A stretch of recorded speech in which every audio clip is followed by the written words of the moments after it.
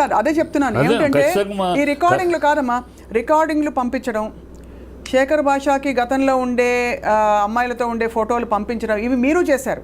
అయితే ఇది లాగడం ద్వారా ఏం జరుగుతుంది అంటారు? What are you going to prove? నాకు విక్టిమ్స్ నాకు చేస్తున్నారండి. నాకు శేఖర్ భాష పైన 1% కూడా ఇంట్రెస్ట్ లేదండి. నాకు సపోర్ట్ చేస్తున్న చిట్టిబాబు సార్ని నేను కాంటాక్ట్ అవ్వడానికి కూడా నాకు నంబర్ దొరకడమో లేకపోతే అది కూడా అవ్వలేదండి. నేను శేఖర్ భాష పైన ఎందుకు చేస్తాను? నాకు విక్టిమ్స్ అక్క అని నాకు అప్రోచ్ అవ్వడం జరుగుతుంది. దీపా వాళ్ళ బ్రదర్ కూడా చనిపోయిందండి, వాళ్ళ సిస్టర్, వాళ్ళు నాకు అప్రోచ్ అవుతున్నారండి. నేను ఏది కూడా నా సైడ్ నుంచి నేను చేయలేదు. అయితే ఇప్పుడు ఒక్క విషయం చెప్పండి, మీరు మస్తాన్ సాయి మీద కేసు పెట్టారా? అవునండి, పెట్టాను. మస్తాన్ సాయి మీద కేసు పెట్టే టైంకి మీరు రాజ్ తరుణ్ విడిపోయినా కూడా, అంటే విడిపోయిన టైంలోనో లేకపోతే మీకు వేరే రిలేషన్షిప్ ఉందనో ఒక ఆరోపణ వినిపిస్తోంది అప్పటికే. కాబట్టి అంటే ఇక్కడ ఎందుకు అడుగుతున్నా, ఇది కూడా అంటే నన్ను సెక్షువల్ అసాల్ట్ చేశాడు. మస్తాన్ సాయి పైన కేసు నేను ఎప్పటికీ వెనక్కి తీసుకోను, బట్ తీసుకుందామని అనుకున్నాను ఒక పాయింట్ లో. ఎందుకంటే నాకు రాజ్ తరుణ్ కి థ్రెట్ ఉండింది అండ్ మస్తాన్ సాయి పైన కేసు పెట్టమని చెప్పింది రాజ్ తరుణ్. మస్తాన్ సాయి పైన కేసు పెట్టడానికి ప్రోత్సహించింది రాజ్ తరుణ్ అండి. సో అయితే 100% నిజం. అంటే నన్ను పెళ్లి చేసుకోమని మస్తాన్ సాయిని ప్రేమించమని పెట్టిన కేసు కాదండి. నాకు ఎందుకంటే 32 years లో ఎంతమంది పైన కేసు పెట్టారు కాదమ్మా, ఇవన్నీ కూడా ఈ లాస్ట్ 1.5 years నుంచి మొదలైనవి అంతే కదా. వీళ్ళందరూ మస్తాన్ సాయి ఎప్పటి నుంచి పరిచయం నీకు? ఈ మధ్య కదా.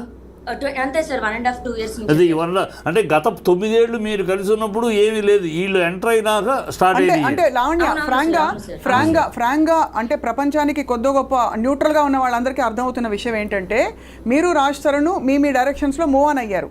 అంటే మీరు మీ జీవితంతో మూవ్ ఆన్ అయిపోయారు అండ్ రాజ్ తరుణ్ తన జీవితంతో మూవ్ ఆన్ అయిపోయారు. అయితే మధ్యలో మూవ్ అయిన తర్వాత ఇప్పుడు ఈ డ్రగ్స్ వ్యవహారం మీ దగ్గర ఇరుక్కున్న తర్వాత మీరు రాజ్ తరుణ్ కూడా ఇందులో లాగే ప్రయత్నం చేస్తున్నారు, అతను కావాలని ఒక భావన కలుగుతుందమ్మా. ఫ్రాంక్లీ ఈ రోజుకి కూడా అబద్ధం చెప్పి రాజ్ తరుణ్ పైన ఫైట్ చేస్తున్నాను మ్యామ్, అది నిజం. బట్ అబద్ధం చెప్పి రాజ్ తరుణ్ ని ఇన్వాల్వ్ చేయాలని నేను అన్నాను. రాజ్ తరుణ్ కి నిజంగా డ్రగ్స్ తో సంబంధం లేదు. రాజ్ తరుణ్ అలా డ్రగ్స్ ఎంకరేజ్ చేయడు మ్యామ్. కోపం ఉంది కదా అని రాజ్ తరుణ్కి ఇందులో సంబంధం ఉందని కూడా నేను చెప్పను. రాజ్ తరుణ్ అతను ఎలా ఫాలో అయ్యేవాడు, నన్ను అలాగే కాపాడుకుంటూ వచ్చేవాడు. మరి 1 year నుంచి ఏమైందో దేవుడికే తెలియాలి, రాజ్ తరుణ్కే తెలియాలి. నేను వద్దు లావణ్య, ఇంకా నాకు నువ్వు వద్దు, ఐ వాంట్ టు మూవ్ అని నాకు నోట్తో చెప్పుకుంటే వెళ్ళిపోయేదాన్ని మ్యామ్. డ్రగ్స్ సంబంధించిన దాంట్లో రాజ్ తరుణ్కి నాకు సంబంధం లేదు మ్యామ్. రాజ్ తరుణ్ ఇంకో అమ్మాయితో సంబంధం ఉందమ్మా? అది కూడా లేదు మ్యామ్. రాజ్ తరుణ్ ఇంకో అమ్మాయితో సంబంధం ఉందా? ఉంది. అది చాలా మందితో ఉంది. నీకు అది ఎప్పుడు తెలిసింది? నీకు రాజ్ తరుణ్కి ఇంకో అమ్మాయితో బంధం ఉంది అనేది ఎప్పుడు తెలిసింది? 2017-18 నుంచి తెలిసింది సార్. అప్పటి నుంచి. మరి అప్పటిదాకా ఈనాళ్ళు ఎందుకు ఊరుకున్నావు? మరి ఈనాళ్ళు నేను నమ్మి వచ్చానండి. ఏది ఏమైనా సరే రాజ్ తరుణ్ చెయ్యి వదలొద్దు. నేను ముసల్దాన్ని అయినా సరే అతనే నా మొగుడండి. ఇప్పుడు బయట ఉన్నా సరే, విడిపోయినా సరే, లేదా ఫోటోకి దండేసుకొని చచ్చిపోయాడు అనుకుంటాను, కానీ అతనే నా మొగుడండి. కాదు లావణ్య, సరే మీరు ఎమోషనల్ గా మాట్లాడుతున్నారు, that's fine, we respect your ఇది. లేదు మ్యామ్, నేను చిన్న వయసులో అతను వచ్చేసాను మ్యామ్.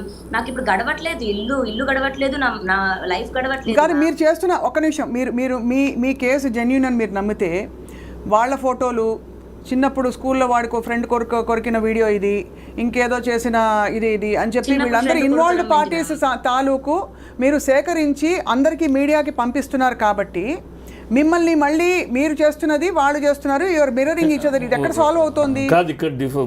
ఇప్పుడు మీరు ఆడియో రికార్డింగ్ పంపిస్తారు, ప్రీతి వాళ్ళ మదర్ది, ఇంకా మస్తాన్ సాయి, ఇంకోటి. ఒక మాట జెన్యూన్ గా మాట్లాడుకోవాలి, ఆ అమ్మాయి చేస్తుంది అంటే ఆ అమ్మాయి చేయటానికి ఇది వాళ్ళు చేసిన దానికి రిప్లైగా ప్రతిఘటన, వాళ్ళు చేసిన యాక్షన్ రియాక్షన్. ముందు స్టార్ట్ చేసింది ఈ అమ్మాయి చేయాలి. నాకు తెలిసి ఈ అమ్మాయి ముందు వీడియో రిలీజ్ చేయాలి. వాళ్ళు వీడియో రిలీజ్ చేసి ఎప్పుడైతే ఈ అమ్మాయిని బదనాం చేయాలని ప్రయత్నిస్తారు. నేను చూస్తున్నా వాళ్ళు ఎప్పుడైతే అమ్మాయిని భద్రం చేయాలనో రిటార్ట్ ఇచ్చుకుంటుంది. ఎవరైనా ఇస్తారు, నువ్వైనా ఇస్తే నేను రిటార్ట్ ఇచ్చుకోకుండా సైలెంట్ గా ఉంటే వాళ్ళు జెన్యూన్ అయిపోతారు కదా, వాళ్ళ మాటలు అబద్ధాలు నిజాలు అయిపోతాయి. అందుకని రిటార్ట్ అయింది. సో రిటార్ట్ అవ్వటం, అతను వాళ్ళు చేయటం, నువ్వు చేయటం, ఈ రిటార్ట్ అవ్వడం ఎవరు నష్టపోతున్నారు? ఎప్పుడైనా ఆలోచించావమ్మా నువ్వు?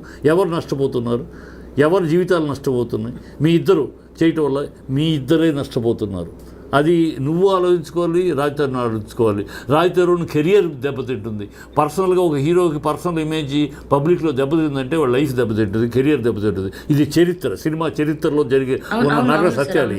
అలా నువ్వు బజార్ను పెట్టుకోవడం వల్ల నీ దగ్గరికి ఒకవేళ మనసు మారి రావాలన్నా కూడా నువ్వు ఇలాంటి చేయటం వల్ల ఆ అడ్డుగోడలు నువ్వే నిర్మించుకుంటావు అవటలా. ఇంకా తను ఒకవేళ మనసు మారి ఇవాళ కావచ్చు రేపైనా మనసు మారి రావాలన్నా కూడా నువ్వు రానివ్వకుండా నువ్వు అడ్డుగోడలు నిర్మిస్తున్నట్టు అవటలా. సో ఈ రెండింటి వల్ల ఇద్దరు నష్టపోతున్నారు. అది అర్థం చేసుకో. నేను ఆ తప్పుకి నేను ఒప్పుకుంటాను, ఆ తప్పుకి నేను శిక్ష కూడా అనుభవిస్తానండి. నేను షేర్ చేసిన అయి ఉండొచ్చు, బట్ నేను రెసిప్రికేట్ అవుతున్నాను సార్. నేను రాష్ట్రానికి నెగిటివ్ చేయట్లేదు. శేఖర్ భాష, నేను ఒక ఆడదాన్ని అంటే నేను శేఖర్ భాష నన్ను వచ్చి నాకు పిల్లలు పుట్టారు అని మాట్లాడుతూ నా పర్సనల్ వ్యక్తిగతంగా మాట్లాడుతున్నాడు. రాస్తారని మాట్లాడమనండి సార్. అతను ఎక్కడో బయట కూర్చొని ఒక పెయిడ్ ఆర్టిస్ట్ ని పంపించి మాట్లాడుతున్నాడు సార్. అది ఎంత అవమానపరంగా అంటే మొన్న కూడా 3 days శేఖర్ భాష అనే వ్యక్తిని వాట్ యు సే 100% అతను కొట్టింది కూడా నేను I will endorse it, I will support it. అలాంటి మగవాడిని ఒక స్నేహితుడిగా ఉండి సమస్యను పరిష్కరించడానికి సహాయపడవలసిన వాడు విషం ఇంకా వాళ్ళలో విషం నింపేవాడు, వాడు స్నేహితుడు కాదు, ఫ్యామిలీ ఫ్రెండ్ కాదు. అలాంటి వాడిని ఏమి చెప్పినా దేంతో కొట్టినా తప్పు లేదు. What you did is 100% right as a woman. You have done it, I appreciate it, I support it. Lavanya ఇప్పుడు ఇంకా అర్థం కాని విషయం, మిమ్మల్ని why did the police suddenly take you into custody? అంత పరిధి ఉండే పోలీస్ అయితే, అంటే నిజంగా చెప్తున్నాను, అంత ఎవరినైనా ఎప్పుడైనా అలా ఎత్తుకెళ్ళిపోయి రిమాండ్లో పెట్టుకోవచ్చు అంటే అది కొంచెం అర్థం కావట్లేదు. మనం డీప్ గా మాట్లాడదాం మ్యామ్. ఈ కేసు గురించి ఒక్కసారి డీప్ గా మాట్లాడదాం మ్యామ్. చెప్పు. సో మ్యామ్ నేను మీకు ఒకసారి ఎఫ్ఐఆర్ కాపీ పంపిస్తాను, ఒకసారి ఎఫ్ఐఆర్ కాపీ చదువుతారా మ్యామ్ ప్లీజ్? మీరు ఒకసారి మా టీంకి పంపించండి. మీరు మా టీం నంబర్ ఉంది కదా లావణ్య. ఇప్పుడు ఒకటి చెప్పండి, ఇప్పుడు ప్రస్తుతం డ్రగ్స్ కేసు ఎక్కడి వరకు వచ్చిందండి? క్వాష్ చేసాము. నాకు అగేన్స్ట్ గా ఎవిడెన్సెస్ లేవండి, ఉండవు కూడా. నేను ఎప్పుడు ఆ పని చేయలేదు మ్యామ్. బట్ ఎందుకు మరి ఇంతమంది వాళ్ళ జీవితాలు కాదమ్మా, వాళ్ళ భవిష్యత్తులు మ్యామ్. డ్రగ్స్ అన్నది చాలా సెన్సిటివ్ అండ్ చాలా సీరియస్ ఒక ఇష్యూ అండి. ఇప్పుడు నేను ఒకరిని కత్తితో పొడిచాను, మర్డర్ కేసులోనే బయటకు వస్తున్నారు కానీ ఎన్డీపీఎస్ యాక్ట్ లో రావట్లేదు మ్యామ్. కానీ అదే అడుగుతున్నాను, తర్వాత నాకు ఇంకా తెలిసాయండి. ఇప్పుడు ఉదయ్ కానీ ప్రీతి కానీ ఇంకోళ్ళు కానీ ఎందుకు మీకు అగేన్స్ట్గా ఇవాళ నిలబడి మీడియా ముఖం? ఎందుకంటే మీరు బలవంతంగా ఇచ్చినా వాళ్ళు ఎలా తీసుకున్నా వాళ్ళకి డ్రగ్స్ అలవాటు ఉందని మ్యామ్. నిజంగా అది జరగలేదు. నేను దేనికి కప్పిపుచ్చుకోవాలండి ప్లీజ్? మరి ప్రీతి వెళ్ళి కేసు పెట్టింది, మరి కేసు ఎందుకు తీసుకోలేదండి? ఎక్కడ తీసుకోలేదు? Police station, Narsingi police station లో కంప్లైంట్ ఇచ్చారు కదా ప్రీతి అండ్ ఉదయ్. కంప్లైంట్ తీసుకోలేదు మ్యామ్. పోలీసులు తీసుకోలేదు, రిజెక్ట్ చేశారు. రిజెక్ట్ చేశారు కంప్లైంట్ అంటే because there is not enough evidence అని ఫీల్ అయ్యారేమో. But it's not truth ma'am, it's not true. No, I don't think the police can. ఇప్పుడు ఒక బాధితులు ఎవరైనా వెళ్తే అమ్మా స్టేషన్ కి, మీరు వెళ్ళినా కూడా ఎవరు వెళ్ళినా కూడా ఒక ప్రైమా ఫేసి ఒక కంప్లైంట్ ఇస్తే దానికి ఉంటే తప్పకుండా అది నోట్ చేసుకుంటారు. అది ఎఫ్ఐఆర్ అవడానికి they ask for more this thing. కానీ ఎలాగైతే మరి అలా పోలీసులు ఎలా అయితే కేసు తీసుకోలేదో, మరి మీ పైన కేసు ఎలా తీసుకుని మిమ్మల్ని అరెస్ట్ చేశారు? నేను చెప్తాను. ఇప్పుడు ఎగ్జాంపుల్ శేఖర్ భాష తీసుకుందామండి. శేఖర్ భాష చెయ్యిరిగిందని ఇప్పుడు ఏదైతే ఇట్లా కట్టుకొని వస్తున్నాడు, పచ్చి అబద్ధం. అతని పైన 4 వ్యక్తులు వచ్చారు, తర్వాత 3 అన్నాడు. అది అసలు జరగలేదండి. వాళ్ళ ఇంటి ఒకసారి ఏమో స్టూడియో దగ్గరకు వచ్చి కొట్టారంటాడు, ఒకసారి ఏమో వాళ్ళ ఇంటి దగ్గర కొట్టారంటాడు. కాంటినెంటల్ హాస్పిటల్ కూడా మేము కాల్ చేసి, ఏంటి మీ హాస్పిటల్ ఫేక్ దీన్ని ఏమంటారు ఎంకరేజ్ చేస్తున్నారా అంటే, శేఖర్ భాషను హాస్పిటల్ నుంచి పంపించేశారండి. అతని చేయికి ఏం డ్యామేజ్ అవ్వలేదు, అతనికి కొట్టలేదు. అతను పెటిషన్ రాసిచ్చాడు, నేను పెటిషన్ రాసిచ్చాను. పోలీసులు ఎంక్వైరీకి వచ్చారు. బయటికి ఆంధ్రప్రభ ఆర్ జీ న్యూస్ వాళ్ళు కెమెరాస్ ఫుటేజ్ ఇవ్వకపోవడం కరెక్టే, కానీ పోలీసులకి ఇచ్చారు. పోలీసులు ఫుటేజ్ చూసిన తర్వాత నా కేసు తీసుకున్నారు మ్యామ్.